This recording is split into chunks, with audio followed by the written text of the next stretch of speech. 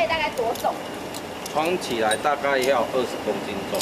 整套装备上身，细节不能马虎。从空拍画面来看，拆除人员直接化身蜘蛛人，攀在高雄九如2路这一栋建筑物外墙上，拿工具设法拆掉10月初山陀儿台风来袭吹掀的建筑物铁皮。原本的排拆计划赶不上康瑞台风来袭变化，只能加速赶工。山陀儿台风之后也蛮缺工的啦，所以。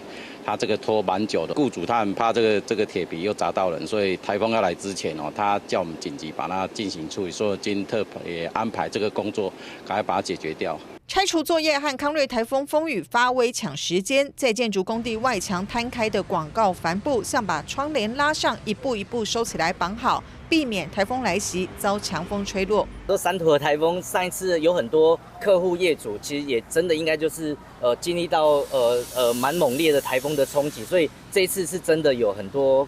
客户是主动打电话来说：“赶快拆，赶快拆，该增加个4、5成都有。”山陀儿强风重创高雄，面临康瑞台风来袭，广告帆布先绑好。高雄市区还有店家请来大型吊车拆帆布。